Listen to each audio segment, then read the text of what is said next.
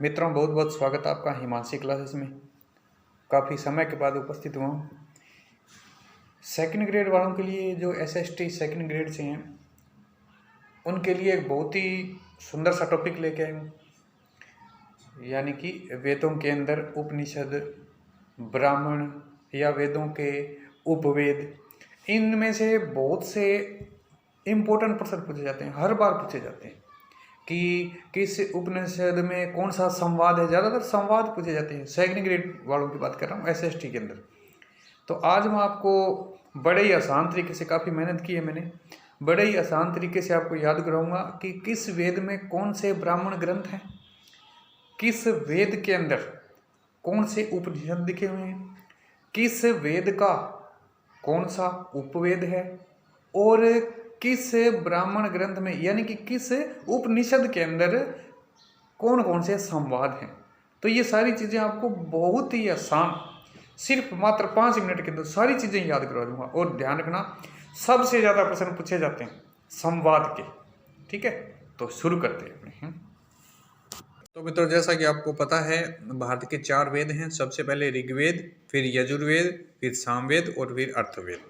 ऋग्वेद सबसे प्राचीन है और प्रथम है। यजुर्वेद में यज्ञों का अनुष्ठान है और सामवेद में सारेगामापा यानी कि संगीत का वर्णन है। और अर्थवेद जो कुछ बच गया, जैसे जादू टोना है, वनस्पति है, औषधि है, ये सब ये अर्थवेद में है। तो इन वेदों में कौन कौन से ब्राह्मण ग्रंथ है, सबसे पहले ये याद करते हैं। तो ध्यान रखना, ब्राह्मण ग्रंथ, ऋग्वेद में जो ब्राह्मण ग्रंथ हैं वो है ऐत्रेय और कौशितकी। ध्यान रखना, ऐत्रेय और कौशितकी। ऋग्वेद में ये दोनों ब्राह्मण ग्रंथ हैं और ये दोनों ही उपनिषद हैं। इस चीज को पहले देखते हैं। तो ध्यान रखना, ऋग्वेद के अंदर ऐत्रेय और कौशितकी, इसको संख्यान भी कहा जाता है कौशितकी को। तो ऋग्वेद में ब्राह्मण ग्रंथ भी यही दोनों हैं और ऋग्वेद के अंदर उपनिषद भी यही दोनों हैं, ऐत्रेय और कौशितकी। जो इन दोनों की ट्रिक हो जाएगी, एको ऋषि, एक ऋषि, ए से ऐत्रेय, को से कौशितकी, और ऋ का मतलब आ गया ऋग्वेद। तो ध्यान रखना, एको ऋषि, ये ब्राह्मण ग्रंथ भी हैं, उपनिषद भी हैं। अब हम देखते हैं दूसरे ब्राह्मण ग्रंथ यजुर्वेद में। यजुर्वेद में तैत्तिरीय और शतपथ, ये 2 ब्राह्मण ग्रंथ हैं। यजुर्वेद में तैत्तिरीय और शतपथ। तो कैसे याद करेंगे? 13 शपथ से इसको याद करेंगे। ये ट्रिक आगे बताऊंगा मैं आपको। 13 शपथ, तो यजुर्वेद में क्या आ गया? 13 शपथ। 13 का मतलब तैत्तिरीय और शपथ का मतलब शतपथ। ठीक है, तो ये आ जाएगा 13 शपथ, दोनों यजुर्वेद में। अब देखिए सामवेद में। सामवेद सारेगामापा यानी कि संगीत है, तो संगीत है तो तांडव तो होगा ही। तो आप देखिए सामवेद में कौन कौन से ब्राह्मण ग्रंथ हैं। सामवेद में कौन कौन से ब्राह्मण ग्रंथ हैं, तो ये देखिए सामवेद में है तांड्य ब्राह्मण ग्रंथ है, जिसको महाब्राह्मण ग्रंथ भी कहा जाता है। जैमिनीय, षड्विश को अद्भुत ब्राह्मण ग्रंथ भी कहा जाता है। तो ध्यान रखिए, तांड्य, जैमिनीय और षड्विश, ये सामवेद में 3 ब्राह्मण ग्रंथ हैं। कैसे याद करेंगे? मन के विष का महातांडव, संगीत पर मन के विष का महातांडव, ये इसकी ट्रिक हो जाएगी, मन के विष का महातांडव। ठीक है, तो कैसे याद हो जाएगी ये? मन के विष का महातांडव, यानी कि मन से हो जाएगा जैमिनीय, मन जैमिनीय, विष से हो जाएगा षड्विश, और महातांडव से हो जाएगा महातांडव। महा का मतलब महाब्राह्मण है ग्रंथ है ये, और तांडव बोलो तांडे। तो और संगीत पर तांडव होता है, तो संगीत यानी कि किस वेद में? सामवेद में। अब आ जाता है ब्राह्मण ग्रंथ गोपथ। गोपथ जो ब्राह्मण ग्रंथ है वो किस वेद में है? अर्थवेद में। तो कैसे याद होगा? देखिए, गो और ये पथ, यानी कि गाय का जो पथ है, वो रास्ता है, वो क्या है? अर्थ यानी कि पृथ्वी। तो क्या ट्रिक हो जाएगी? पृथ्वी गो का पथ। तो इसकी आसान सी ट्रिक हो जाएगी। अब हम देखते हैं उपनिषद। तो ऋग्वेद में जो उपनिषद है, अभी मैंने बताया आपको, ब्राह्मण ग्रंथ और उपनिषद ये दोनों एक ही है। ऐत्रेय कौशितकी, ऐत्रेय कौशितकी दोनों सेम है, तो ठीक हो जाएगी एको ऋषि। ए से ऐत्रेय, को से कौशितकी, और ऋ से ऋग्वेद। अब देखिए उपनिषद, दूसरा वेद जो आता है यजुर्वेद। यजुर्वेद देखो, यजुर्वेद में सबसे ज़्यादा यज्ञ होते हैं, तो सबसे ज़्यादा मंत्र हैं, और सबसे ज़्यादा ही उपनिषद हैं, ये ध्यान रखना भाई। ठीक है, तो उपनिषद जो कुल 108 हैं, और प्रमाणित जो है वो 12 है। 12 में से 2 ये ऋग्वेद में आ गए, 5 सबसे ज़्यादा जो है वो यजुर्वेद में है, कौन कौन से हैं? तैत्तिरीय, कथा, श्वेताश्वर, बृहदारण्यक और ईशोपनिषद। ये 5 उपनिषद है। कहाँ? यजुर्वेद में। यजुर्वेद यानी कि सबसे ज्यादा यज्ञ है और सबसे ज्यादा उपनिषद है। तो इनको कैसे याद करेंगे? ईश्वर तेरी कथा बड़ी श्वेत, ईश्वर तेरी कथा बड़ी श्वेत यानी कि बहुत साफ सुथरी। ठीक है, तो कैसे याद करेंगे? ईश्वर तेरी कथा बड़ी श्वेत। ईश से आ जाएगा ईशोपनिषद, तेरी से आ जाएगा तैत्तिरीय, कथा से कथा, बड़ी से बृहदारण्यक और श्वेत से श्वेताश्वर। ठीक है, इन मूल 5 जो उपनिषद है इनके अलावा यहाँ एक कंठ उपनिषद भी है, ये भी बहुत इंपॉर्टेंट है, लेकिन ये मूल 5 में नहीं है। इस चीज को ध्यान रखना आपको सेकंड ग्रेड वालों के लिए। बेटा गुड मॉर्निंग, एक बार रुक जाओ। फिर देखिए छांदोग्य और केन उपनिषद, ये कहाँ है? ये आ जाते हैं सामवेद के अंदर। तो क्या ट्रिक हो जाएगी? संगीत के छंद, संगीत के छंद, संगीत का मतलब सामवेद में है, के से केन और छंद से क्या आ जाएगा? अपने छंद से आ जाएगा छांदोग्य उपनिषद। तो सामवेद में छांदोग्य और केन उपनिषद है। अब बात करते हैं हम अर्थवेद में। तो अर्थवेद में कौन कौन सी उपनिषद हैं? अपने ट्रिक देख लेते हैं पहले। मामू के प्रश्न, मामू के प्रश्न अर्थहीन, यानी कि मामू जो प्रश्न करता है उसका कोई अर्थ नहीं है, तो मामू के प्रश्न अर्थहीन।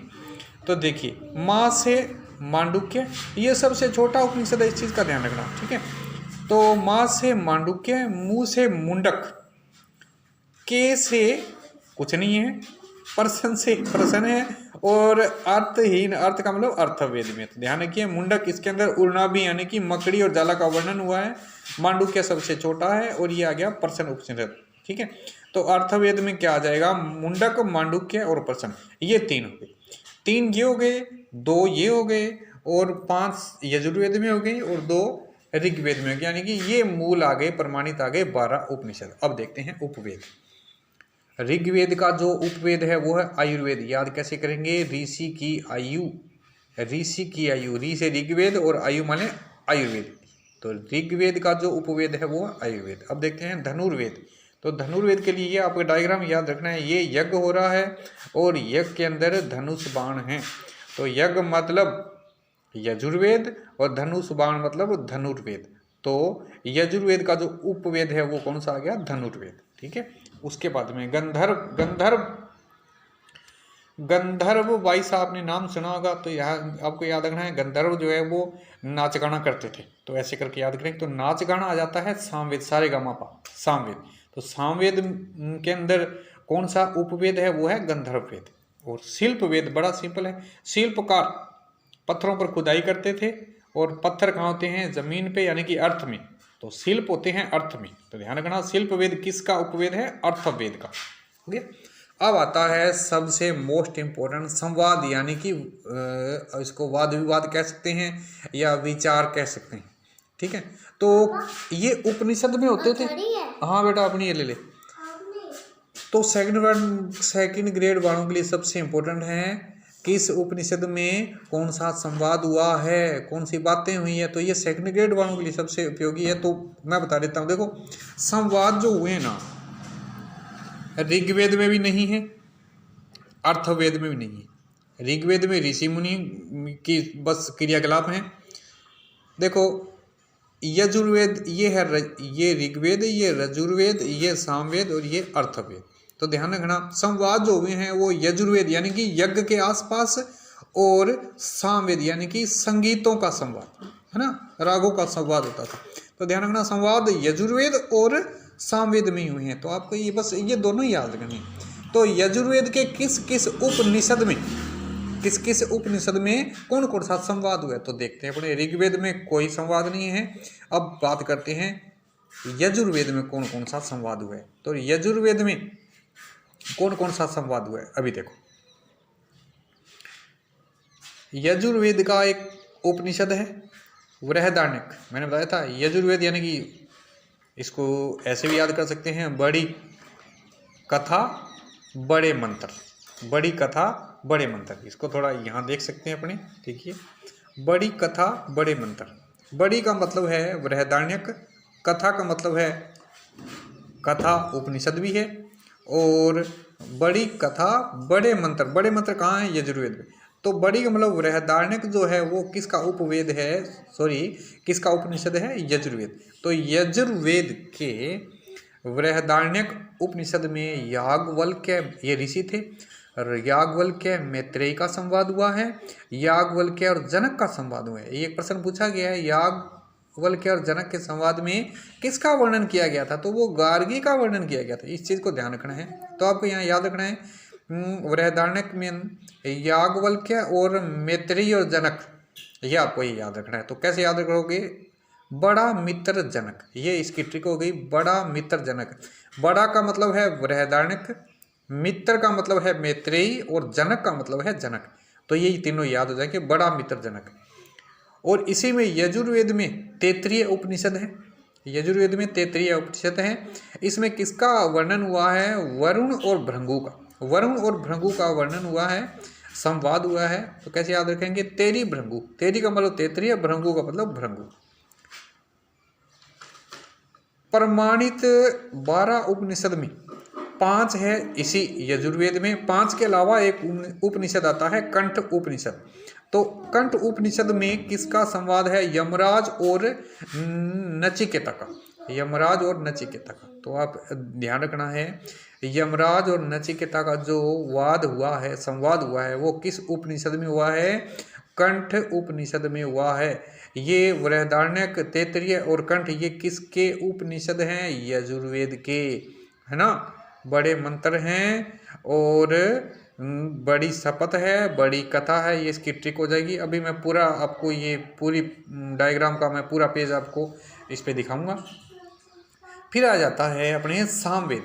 सामवेद में, सामवेद के किस उपनिषद में कौन सा संवाद हुआ है, तो ये देखिए थोड़ा सा। छांदोग्य ये उपनिषद है सामवेद का, ठीक है, छांदोग्य उपनिषद है सामवेद का। तो छांदोग्य उपनिषद में कौन सा संवाद हुआ है, आरुणि और श्वेतकेशु का, कृष्ण और घोर अंगिरस। इसमें बताया गया है जो कृष्ण जो हैं भगवान श्री कृष्ण, वो घोर अंगिरस के शिष्य हैं, ऐसा कुछ बताया गया है। तो आरुणि, श्वेतकेशु, कृष्ण और घोर अंगिरस का संवाद छांदोग्य उपनिषद में हुआ है। याद कैसे करेंगे, काला गोरा चिंदा, ये याद करेंगे, काला गोरा चिंदा। काला का मतलब है कृष्ण, गोरा का मतलब है श्वेत, तो दोनों याद हो जाएंगे, काला गोरा, छिंदा का मतलब है छांदोग्य। तो इस प्रकार से आप देख सकते हैं कि ये सारे बिल्कुल बेहद आसानी से याद हो जाएंगे। तो एक बार में सारा देख सकते हैं। ऋग्वेद में एक और ऋषि है और ऋषि की आयु है, तो इसमें ऋग्वेद में कोई संवाद नहीं है। यजुर्वेद में देखिए 2 ब्राह्मण ग्रंथ हैं, तैत्तिरीय शतपथ, तो तेरी शपथ, और 5 जो हैं यजुर्वेद में उपनिषद हैं। ईश्वर तेरी कथा बड़ी श्वेत, ईश्वर तेरी कथा बड़ी श्वेत, 5 ही उपनिषद हैं। इनके अलावा कंठ उपनिषद भी हैं। और यजुर्वेद का कौन सा उपवेद है, धनुर्वेद। तो आपने देखा यज्ञ में यज्ञबाण है, और यजुर्वेद में आपको दिखाई दे रहा है बृहदारण्यक में याज्ञवल्क्य, मैत्रेयी, याज्ञवल्क्य, जनक का संवाद है, और तैत्तिरीय उपनिषद में वरुण, भृंगु, और कंठ उपनिषद में यमराज, नचिकेता का संवाद हुआ है। ये कहाँ हुआ है, यजुर्वेद में। अब आप देखिए सामवेद में। सामवेद में देखिए ब्राह्मण ग्रंथ तांडे, जैमिनी, षड्विश ब्राह्मण ग्रंथ है, मन के विष का महातांडव, ठीक है। और 2 इसके अंदर आ जाते हैं उपनिषद, छांदोग्य और केन, है ना, संगीत के छंद।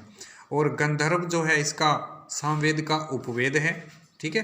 और सामवेद में, सामवेद के छांदोग्य उपनिषद में आपको जैसे दिखाई दे रहा है, सामवेद के छांदोग्य उपनिषद में आरुणि, श्वेतकेशु और कृष्ण घोर अंगिरस संवाद है, काला गोरा छिंदा, ये इसकी ट्रिक है।